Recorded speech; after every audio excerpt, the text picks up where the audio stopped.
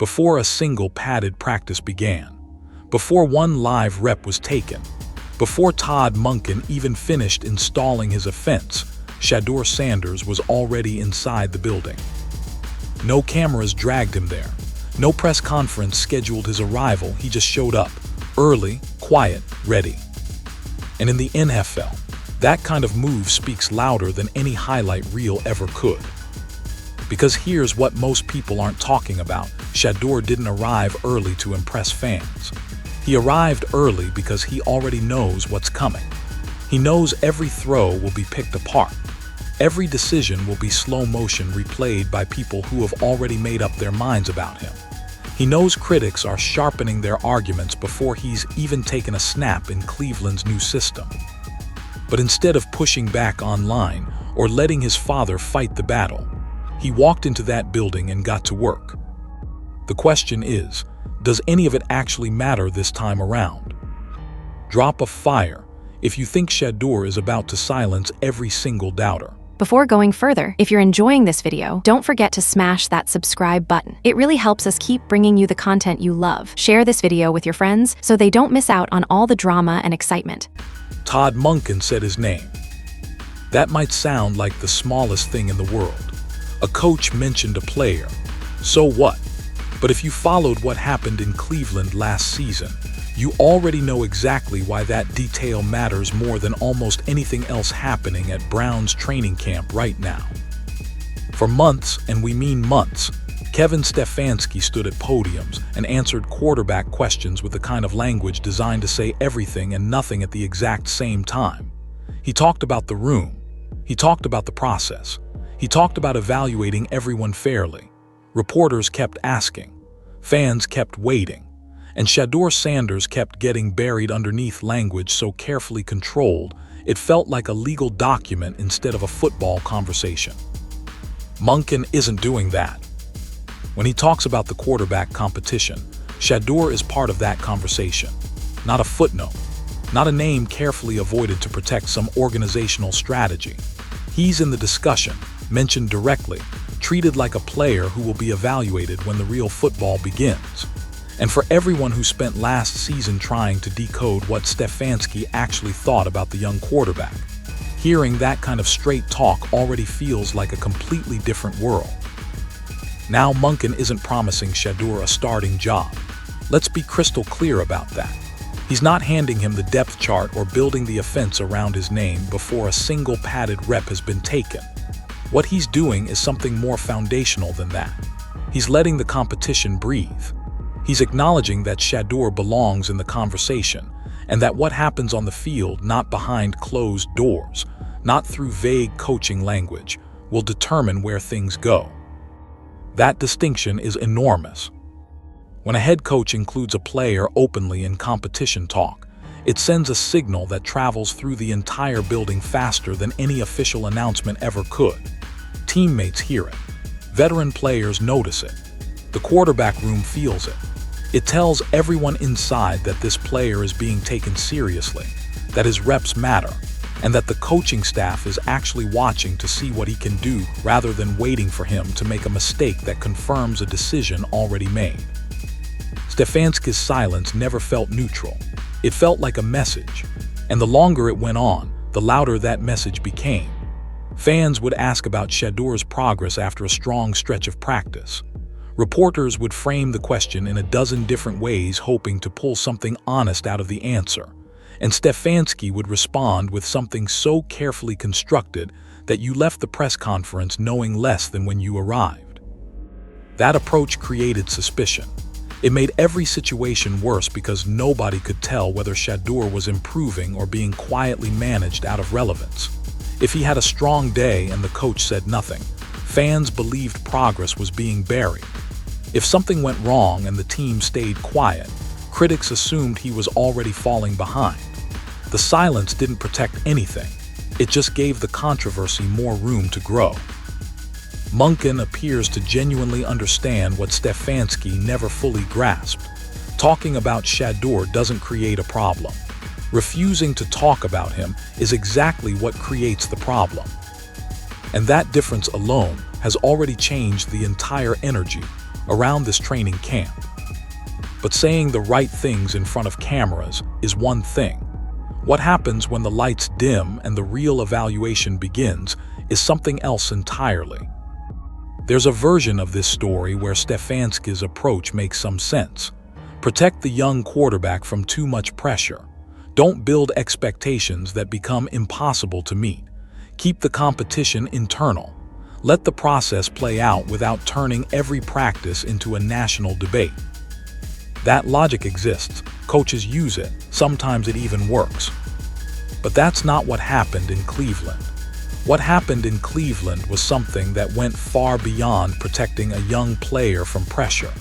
It started to look like Shedeur wasn't being shielded from scrutiny. He was being shielded from opportunity. And those are two very different things. When a quarterback is working, competing, and showing enough progress that reporters keep asking about him, silence from the coaching staff doesn't protect him. It just leaves everyone filling that silence with their own version of the truth. Some fans filled it with belief, convinced Shadeur was being held back unfairly. Critics filled it with doubt, treating every unanswered question as confirmation that the staff had already given up on him. And none of those conversations were happening because of anything Shadeur actually did. They were happening because the people responsible for evaluating him refused to explain what they were seeing. That vacuum became impossible to manage. Every small moment expanded into something larger. A bad throw in a limited practice opportunity became evidence of everything wrong. A strong sequence got buried under the next round of careful non-answers.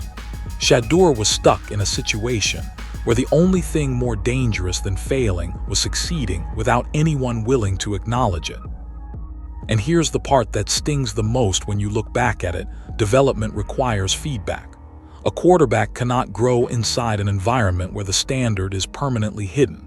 He needs to know what the coaching staff values. He needs to understand what's being judged. He needs honest criticism when he makes the wrong decision and honest recognition when he gets it right. Without that clarity, every practice becomes a guessing game. Stefanski may have believed he was being professionally careful, but the effect on Shadeur's situation was corrosive. Young players can handle difficulty. They can handle competition. What's genuinely hard to handle is operating inside a system where nobody will tell you whether the work you're putting in is moving the needle at all. Monken is removing that problem from the equation. He's explaining what will matter. He's pointing toward padded practices as the real evaluation ground.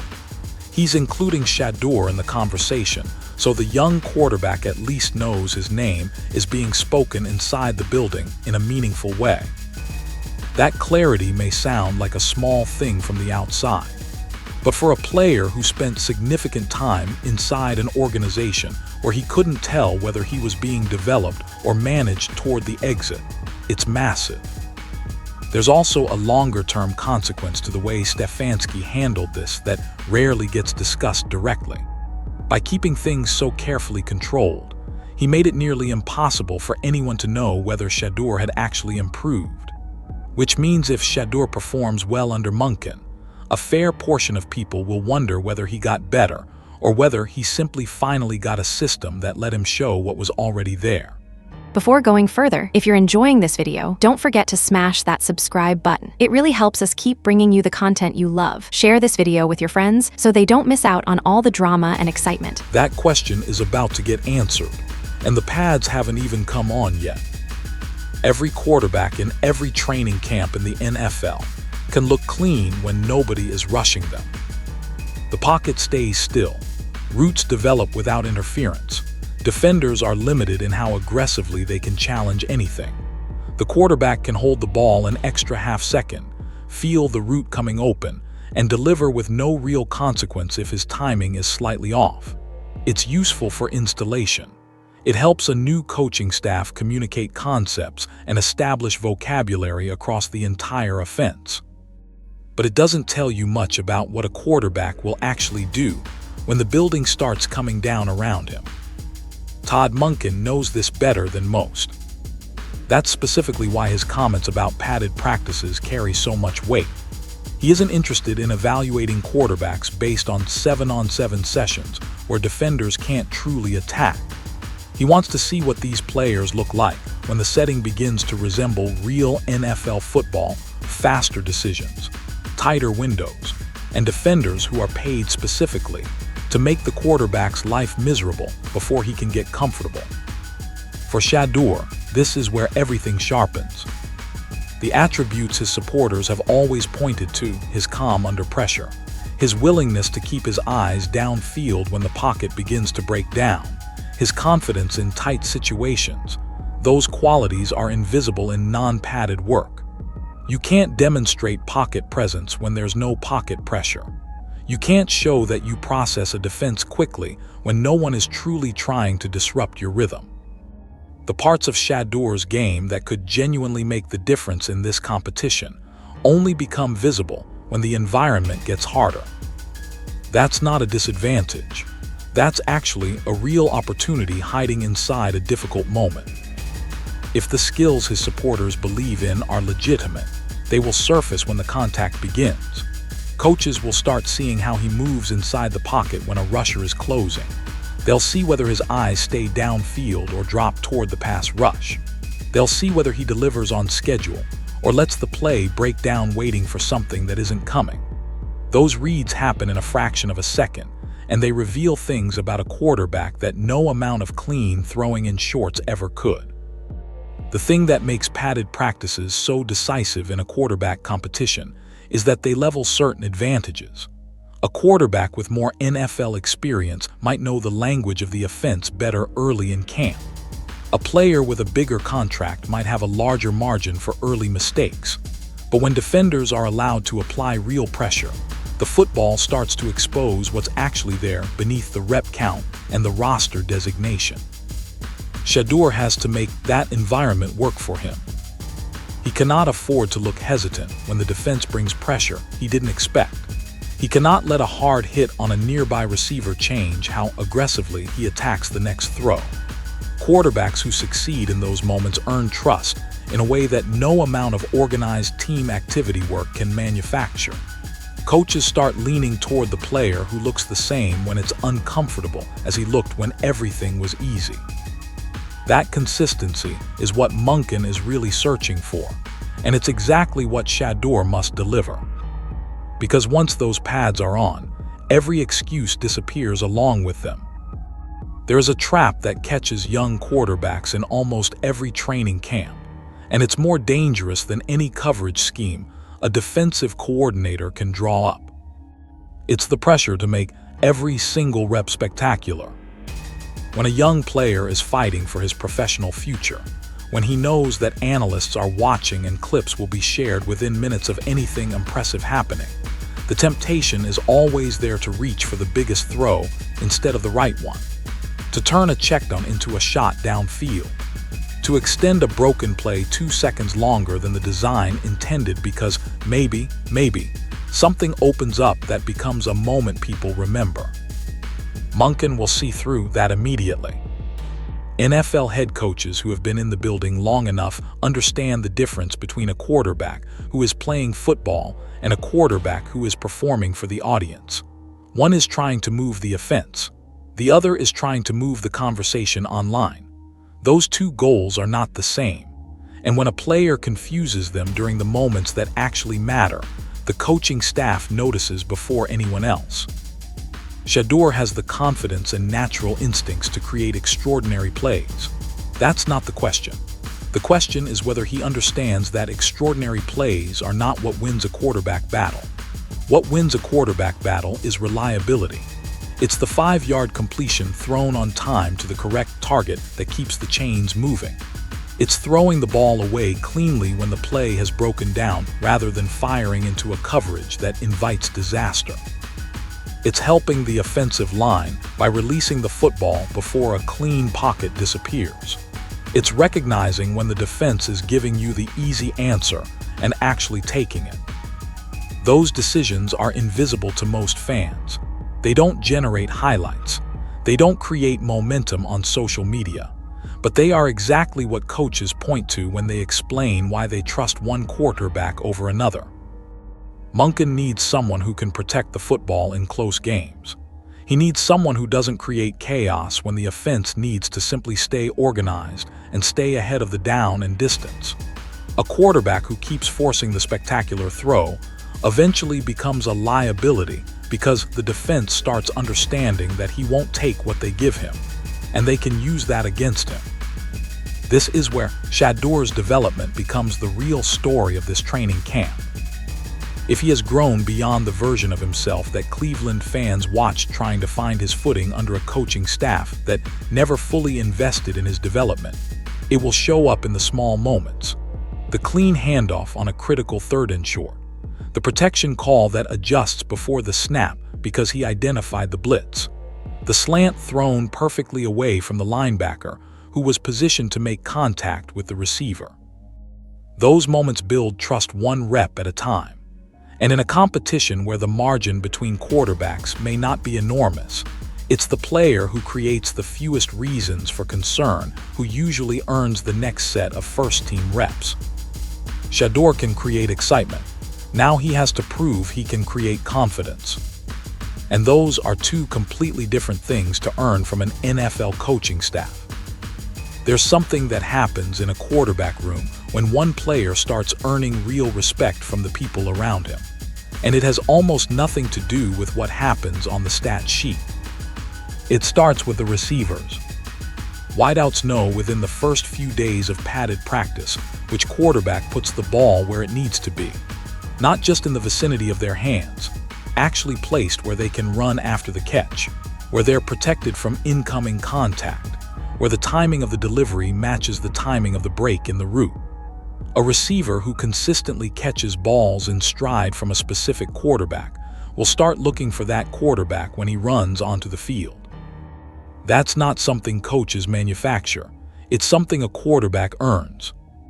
The offensive linemen are paying attention, too.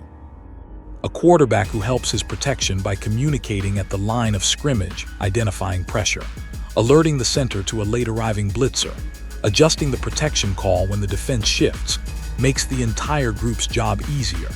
Linemen notice that. They play harder for a quarterback who understands that football is collaborative.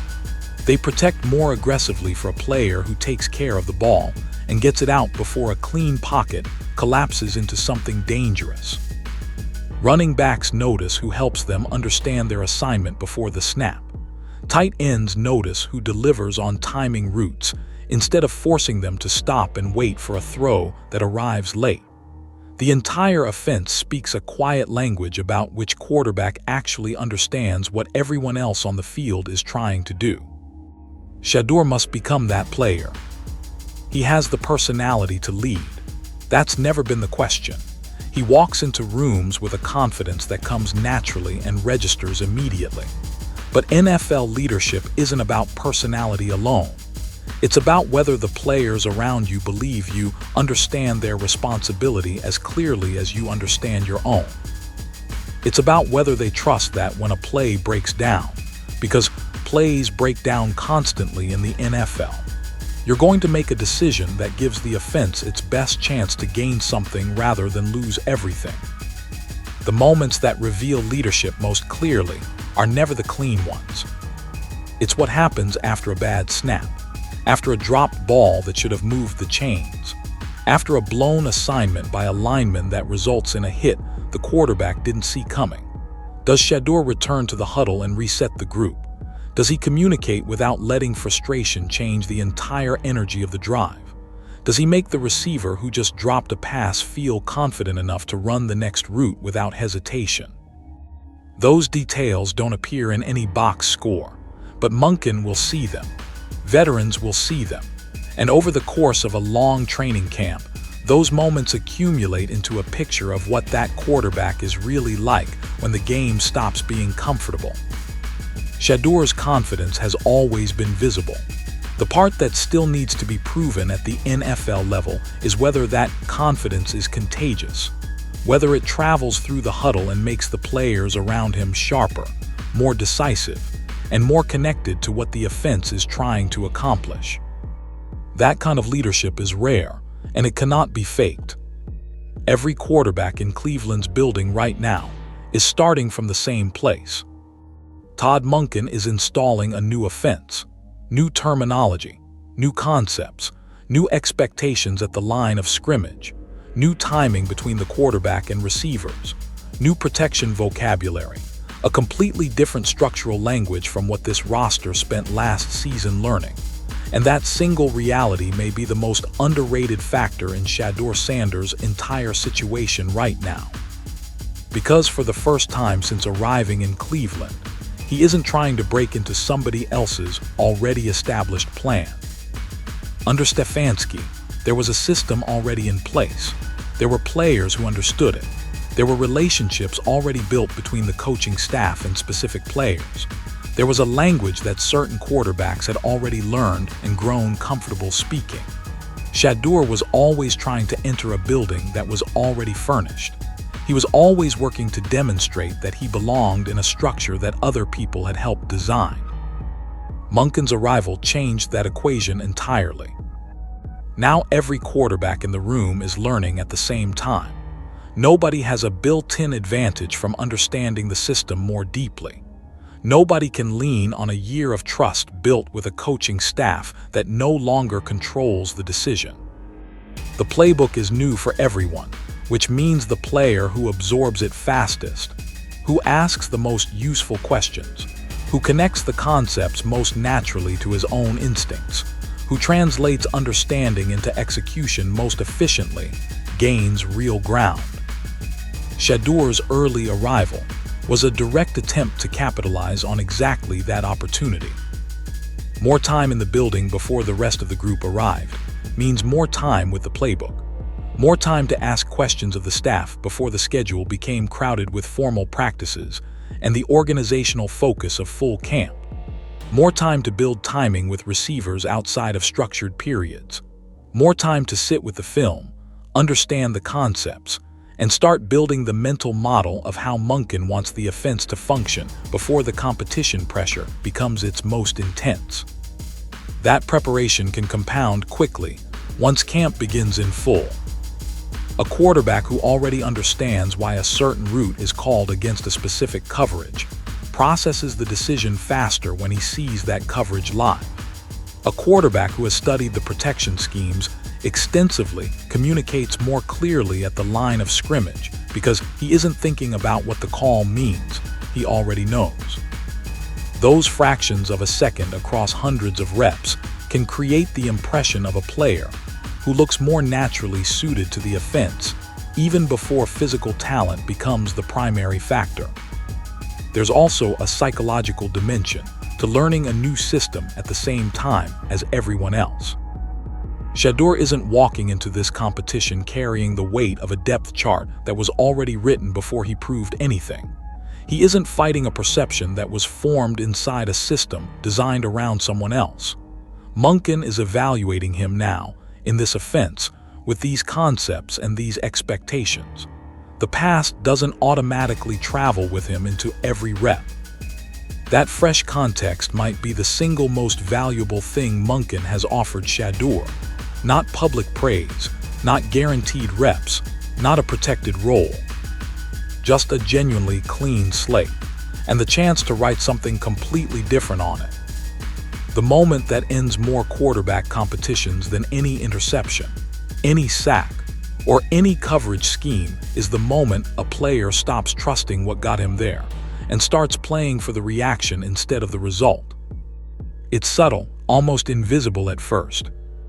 A young quarterback takes a rep, the play is there for a short gain, and instead of accepting it, he feels the pull of something bigger, a deeper throw, a longer gain, a moment that people will talk about. So he holds the ball. He waits for something better, and either it arrives and nobody mentions the risk, or it doesn't and suddenly there's a turnover or a sack that becomes the story of the practice. Coaches call this playing in the moment. But what it really represents is a lack of trust in the process.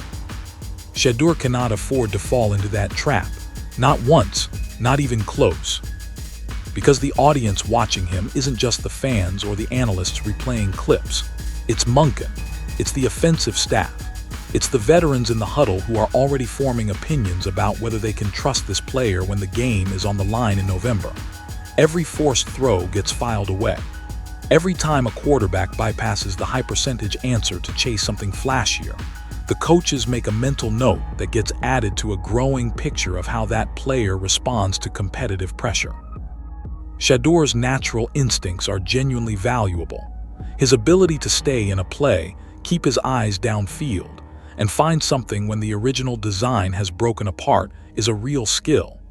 NFL offenses need quarterbacks who can rescue drives when the play calls don't survive contact with reality. That part of his game is not a weakness.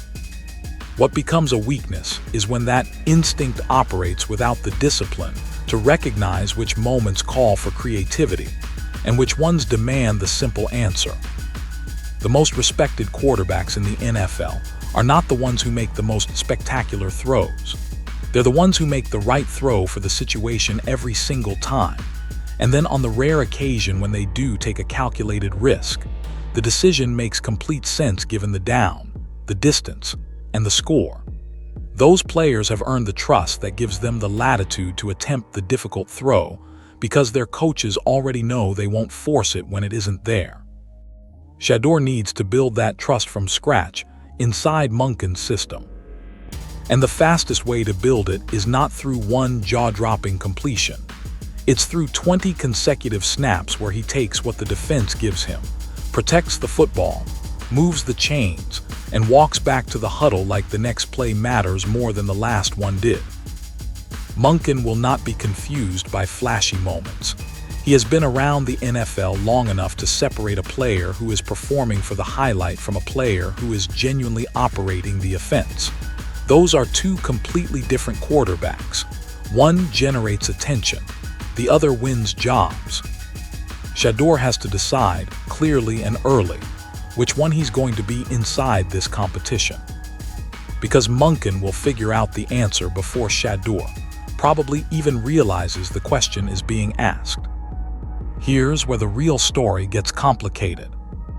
Because all of the positive signals coming out of Cleveland right now, Shadeur arriving early, Monken saying his name, the fresh system giving everyone equal footing, none of that actually answers the most important question surrounding this entire situation. Will Cleveland let the best quarterback win? That question sounds simple. It isn't. NFL organizations are not pure meritocracies. They never have been. Contracts influence decisions. Previous plans influence decisions. Relationships between front office members and specific players influence decisions. The money already committed to a player's roster spot creates a gravitational pull toward justifying that investment even when the evidence on the field starts pointing somewhere else. Shadeur is not operating in a vacuum. He's competing against players who carry financial commitments, previous organizational investment, and in some cases, stronger relationships with people inside the building than he currently has.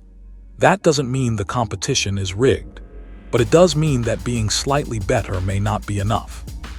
It may mean that Shadeur needs to be clearly, undeniably, uncomfortably better before the organization feels enough pressure to make the decision that the football actually demands. That's not a conspiracy. That's just how NFL buildings work. Which is why Monken's willingness to speak openly about this competition matters beyond just what it does for Shadeur's confidence. By making the battle public, Monken is also making the decision harder to hide. If Shadeur performs well, consistently, over an extended period of padded practices, and the quarterback battle somehow resolves itself in a direction that doesn't reflect what happened on the field, the questions that follow will be much louder than anything heard during the Stefanski era. Because this time, the coach said the competition was real. This time, nobody can hide behind vague language about the entire quarterback room. Monken told everyone that the pads would matter. He told everyone that separation would come through real football situations.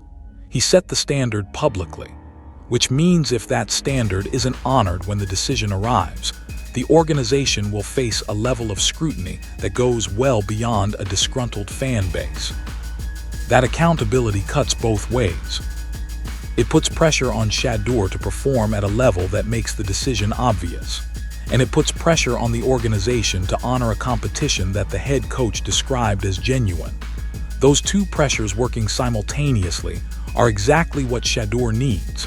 Not protection, not special treatment, just a real process with real consequences and a coaching staff that has publicly committed to following the football. The fans who have been asking for this since Shadeur first arrived in Cleveland now have something specific to watch for. Not vague press conferences with answers that require translation. Not careful language designed to avoid saying anything that creates a story. An actual competition with an actual declared standard from an actual head coach willing to say the young quarterback's name. If Shadeur delivers and Cleveland looks away, that will be a story unlike anything the organization has faced before. But if Shadeur delivers and Cleveland follows the football, then everything that happened before, the silence, the frustration, the unanswered questions, the entire Stefanski era of carefully managed nothing, becomes the background to a completely different story.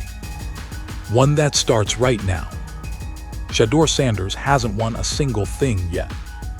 No starting job, no guaranteed reps, no promise from anyone inside the building that this competition will end the way his supporters believe it should. What he has is something far more valuable than any of that. A coaching staff willing to acknowledge that he's real, a new system that gives everyone equal footing, and a standard that's been stated publicly enough that the organization will be held to it. He showed up early. Monken said his name. The excuses are officially gone. Now the only thing that matters is the football. Can he process defenses fast enough? Can he protect the ball when pressure arrives?